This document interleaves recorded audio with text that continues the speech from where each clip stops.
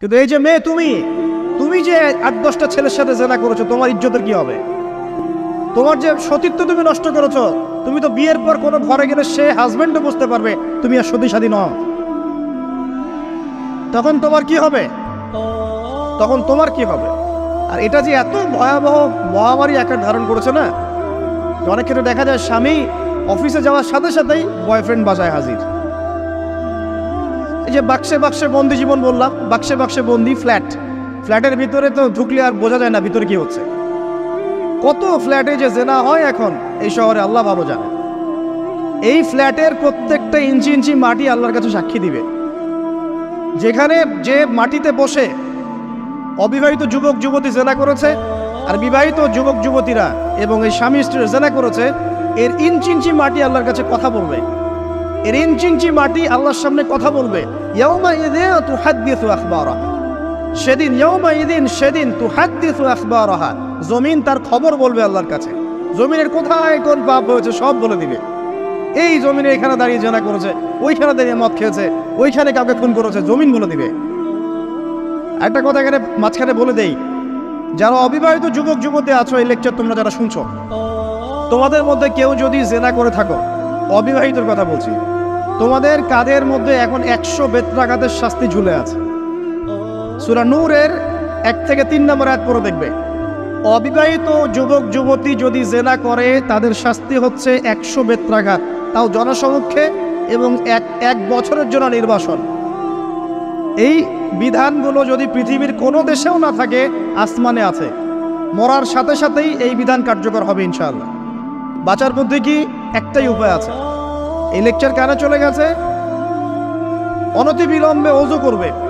ওযু করে খালেসভাবে রাতের শেষ রাতে জায়নামাজ বিছাবে। জায়নামাজ বিছিয়ে আল্লাহর সামনে দাঁড়িয়ে 2 রাকাত নামাজ পড়বে। পড়ে নিজের পাপের কথা স্মরণ করে চোখ দিয়ে দরদর করে পানি ফেলে দিবে। আল্লাহকে সেজদায় গিয়ে বলবে, আল্লাহ আমি জেনা করেছি, আমাকে মাফ করে দাও। আমার এই পাপের কথা কেউ জানে না, তুমি জানো, মাফ করে দাও। এই মাফ নেওয়ার পরে আবার ওই যার সাথে করেছেন ওর সাথে আবার লিঙ্ক আপ করার চেষ্টা করেন না। আসো আমরা জেনা করেছিলাম, আসো বিয়ে করে নেই, এটা সলিউশন না। জেনা করেছেন, আগে তওবা করে ফিরে আসতে হবে, তারপরে পুরো জীবন ইসলামিক লাইফ লিড করতে হবে। আল্লাহ যদি দেখেন যে হ্যাঁ আপনি ঠিকঠাক তওবা করে আল্লাহর কথা চলছেন, আল্লাহ তখন আপনাকে নেককার স্ত্রী দিবে ইনশাআল্লাহ। এই এই এই একমাত্র রাস্তা যুবকদের জন্য এবং যুবতীদের জন্যও। যুবকরা না হলে পার পেয়ে যেতে পারে, কারণ একটা কথা সমাজে প্রচলিত আছে না, যে ছেলে মানুষের ইজ্জত তো সহজে যায় না, গোপন হয়ে গেছে, কেউ জানে না, আল্লাহ মাফ করে দিয়েছেন, সে হয়তো পার পেয়ে গেল। কিন্তু এই যে মেয়ে, তুমি যে 8-10টা ছেলের সাথে জেনা করেছো, তোমার ইজ্জতের কি হবে? তোমার যে সতীত্ব তুমি নষ্ট করেছো। তুমি তো বিয়ের পর কোনো ঘরে গেলে সে হাজবেন্ডও বুঝতে পারবে তুমি আর সতী সাথী নও।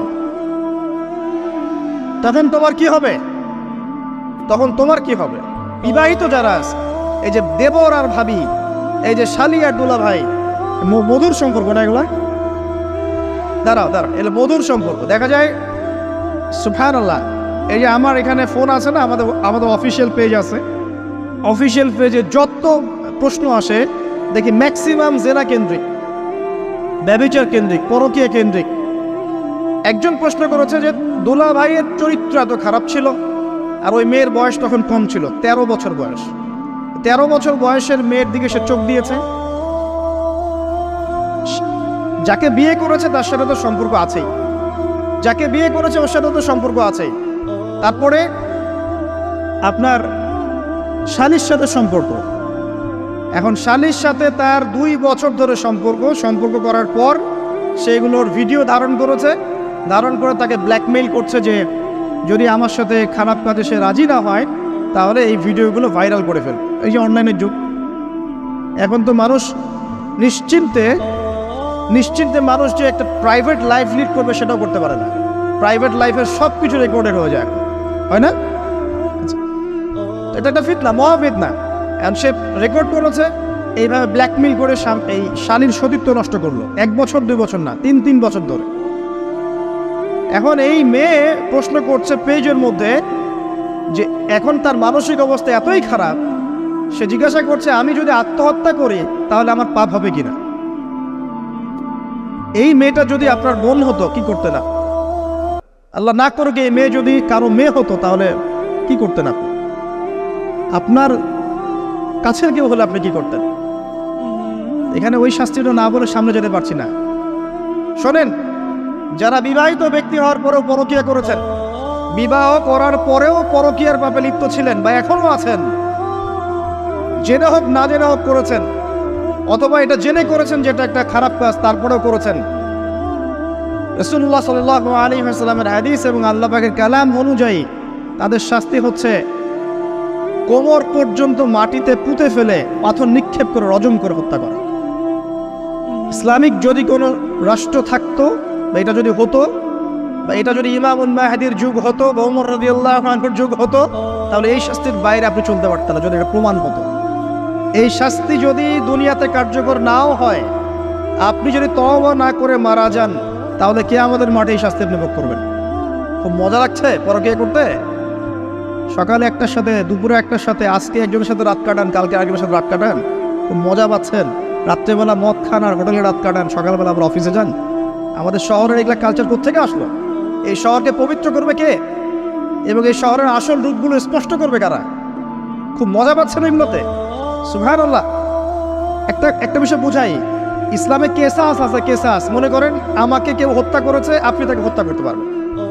মনে করেন আপনি কাউকে হত্যা করেছেন, ঠিক আমাদের লজের মতো কেউ যদি কাউকে হত্যা করে তাকে ফাঁসি দেওয়া হয় না, এরকমই কেউ যদি কাউকে হত্যা করে, ইসলামের বিধান কেসাস করা, মানে হাতের বদলে হাত, চোখের বদলে চোখ, কানের বদলে কান, নাকের বদলে নাক, জানের বদলে জান, যদি প্রমাণ হয়। কিন্তু এখানেও হত্যাকারীর বাঁচার সুযোগ আছে। কিরকম? মনে করেন আপনি আমার পরিবারের কাউকে হত্যা করেছেন, আল্লাহ না করুন। এখন আপনি এসে আমাকে ক্ষমা চাচ্ছেন যে আমার ভুল হয়ে গেছে, আমি মুক্তিপণ, রক্তপণ দিব, আমাকে মাফ করে দেন। এখন আমাদের পরিবারে কি আপনাকে বললো ঠিক আছে আপনাকে মাফ করে দিলাম, আপনার কেসাস করার দরকার নেই, আপনি রক্তপণ দিয়ে দেন, তাহলে আপনি বেঁচে থাকার সুযোগ পেলেন। তাহলে বুঝতে পারছেন? একটা হচ্ছে মুরতাদ। মনে করেন কেউ ইসলামের কিছু বিষয়কে অস্বীকার করেছে, তাকে জেলখানায় বন্দি করে রাখা হবে, সুযোগ দেওয়া হবে যে আপনি কি এগুলো জেনে শুনে বলেছেন নাকি এর উপর অটল থাকবেন না ফিরে আসবেন। সে যদি বলে না আমি তওবা করলাম, আমি এগুলো থেকে ফিরে আসলাম, ও বেঁচে থাকার অধিকার পেয়ে গেল। কিন্তু বিবাহিত ব্যক্তি যারা ব্যভিচার করেছে, বিবাহিত ছেলে বা মেয়ে ব্যভিচার করেছে, তওবা করে যদি ফিরেও আসে, রজমের শাস্তি থেকে বাঁচার কোনো সুযোগ নেই। আল্লাহর কাছে ক্ষমা চান, ইস্তেগফার করেন। জেনার ফলশ্রুতিতে সমাজে মহামারী নেমে আসে। জেনা, পরকীয়া, অশ্লীলতার কারণে সমাজে এমন সব রোগ ব্যাধির উদ্ভব হয় যেগুলো কখনো ছিল না। এই শহরটা জেনার শহর। আমাদের এই ঢাকা শহর জেনার শহর। আপনাকে এটা বোঝার জন্য আমার লেকচার না শুনে আপনি পেপার পত্রিকা ঘাটেন, অনলাইন সার্চ করেন, দেখবেন এই শহরে আনাচে কানাচে জেনা হয় এবং ওপেন জেনা হয়, মানুষ জেনাকে হালাল মনে করে। এই শহরের যুবক যুবতী যারা একে অপরের সাথে বয়ফ্রেন্ড গার্লফ্রেন্ড কালচারে লিপ্ত আছে, এটাকে তারা হালাল মনে করে, কেউ হারামও মনে করে না। কত বড় সাহস দেখায়। আর রাস্তা দিয়ে আমরা হেঁটে গেলেও বয়ফ্রেন্ড গার্লফ্রেন্ড এসে আমাদেরকে সালাম দেয়, হুজুর আমাদের জন্য একটু দোয়া করেন। তো প্রত্যেকটা পার্কে পার্কে যাবেন, এই যে আপনাদের রেস্টুরেন্টগুলোতে যাবেন, দর্শনীয় যে স্পটগুলো সেখানে যাবেন, দেধার সে জেনা হচ্ছে, জেনা আর জেনা।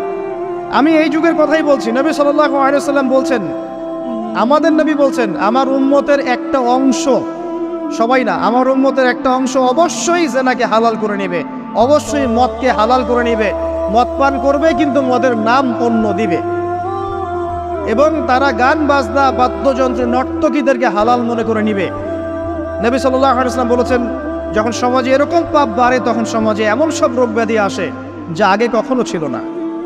এবং এদের ব্যাপারে নবীজি বলেছেন, একদিন সকালবেলা আল্লাহ পাক এদেরকে বানর এবং শুয়োর বানিয়ে দিবে।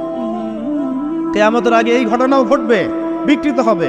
ভূমিধস, ভূমিকম্প, ভূমিধস এবং আকৃতির বিকৃতি, এগুলো আযাব আসবে আল্লাহর কাছে, আল্লাহর পক্ষ থেকে। এই জেনা, এই ব্যভিচার, এই পরকীয়া, নোংরামি, অশ্লীলতার কারণে ঘরে ঘরে এগুলা বয়ফ্রেন্ড গার্লফ্রেন্ড কালচার। কেউ মনে করে না যে এগুলো হারাম, কেউ মনে করে না যে আমার এই যে সহপাঠী আমার গায়রে মাহরাম। এই গায়রে মাহরাম শব্দটাই নাই। কাজিন, চাচাতো বোন, মামাতো বোন, খালাতো বোন, এই যে কাজিন, এরা জেনা করছে। কি দেখা বাকি রেখেছে এই যুগে আমরা? এই যুগে আমরা দেখছি যে নিজের মেয়ের সাথে পিতার শারীরিক সম্পর্ক। পেপার পত্রিকা পড়েন, একটু অনলাইন ঘাটেন, দেখেন কোন যুগে আছেন আপনি। সমাজের ন্যায় অন্যায় হক বাতিলের মানদণ্ডই উল্টে যাবে। মানুষ ন্যায়কে অন্যায় মনে করবে, অন্যায়গুলোকে ন্যায় মনে করে নিবে। কোনো মানদণ্ড নাই, কোনো মানদণ্ড নেই।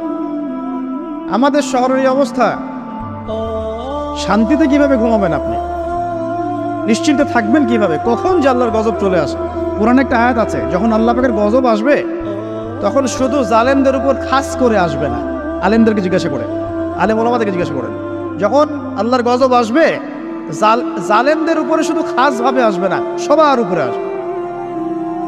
আমি খুব ভালো মানুষ, ওয়াজ করছি, নসিহত করছি, পার পেয়ে যাবো এমন ভাবার সুযোগই নাই। আপনাকে আপনার সাধ্য মতো অন্যায়ের প্রতিবাদ করার চেষ্টা করতে হবে। লাতা'মুরুন্না বিল মা'রুফ, নবীজি বলছেন অবশ্যই তোমরা সৎ কাজের আদেশ করো। ওয়ালা তানহাউন্না আনিল মুনকার, অবশ্যই অসৎ কাজে নিষেধ করো।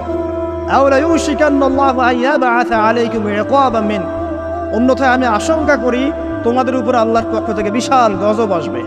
সুম্মা তাদউনাহু, এরপর তোমরা সবাই আল্লাহর কাছে দোয়া করবে, আল্লাহ গজব সরিয়ে দাও, সরিয়ে দাও। লা ইউস্তাজাবু দুআকুম, তোমাদের দোয়া কবুল করা হবে না। নবী সাল্লাল্লাহু আলাইহি ওয়াসাল্লাম বলেছে, মান রাআ মিনকুম মুনকারান, তোমাদের মধ্যে যে কেউ হুএভার হি ইজ, যে কেউ যদি কোনো মুনকার, নোংরা বর্জিত কোনো কাজ দেখে, তাহলে যেন ফাল ইউগাইয়ির বিয়াদিহি, তার সামর্থ্য থাকলে হাত দিয়ে যেন ঠেকায়। সামর্থ্য থাকলে হাত দিয়ে যেন ঠেকায়। যাদেরকে আল্লাহ পাক হাত দিয়ে ঠেকানোর ক্ষমতা দিয়েছেন তাদেরকে আল্লাহ পাক জিজ্ঞাসাবাদ করবেন, কেন ঠেকালে না তুমি? জেনার লাইসেন্স দিলে কেন? মদের লাইসেন্স দিচ্ছে কেন? ঠেকালে না কেন তুমি? অন্যায় কাজকে ঠেকালে না কেন? যদি তুমি না পারো, ওয়াইল্লাম ইয়াস্তাতি, যদি সে না পারে, তাহলে ফাল ইউগাইয়ির বিলিসানি, তাহলে যেন মুখ দিয়ে সেটা প্রতিবাদ করে। এই যে মুখ দিয়ে প্রতিবাদ করার ক্ষমতা আলেম ওলামার আছে, যাদের হাতের ক্ষমতা নেই, মুখের ক্ষমতা আছে। সেটাও যদি না পারে, ওয়াইল্লাম ইয়াস্তাতি, সেটাতেও যদি সে সক্ষম না হয়, ফাবিকলবি, তাহলে যেন অন্তর দিয়ে ঘৃণাটা পর্যন্ত করে। ওয়াবিযালিকা আদআফুল ঈমান, এটা হচ্ছে ঈমানের সবচেয়ে নিকৃষ্ট একটা অবস্থা, সর্বনিম্ন অবস্থা। এর নিচে ঈমানের কোনো অবস্থাই নাই। তার মানে অন্যায় দেখে আমাদের যাদের মনে কোনো ফিলিংসই কাজ করছে না, তার মানে আমাদের ঈমান নাই। আসলে সহজ কথা, ঈমানের সেই তেজ নাই আমাদের মধ্যে। আসুন, একটা ব্যাখ্যা এটাও হতে পারে সমাজে ন্যায় অন্যায় হক বাতিলের মানদণ্ড উল্টে যাবে। একটা জায়গায় যাচ্ছি, তার আগে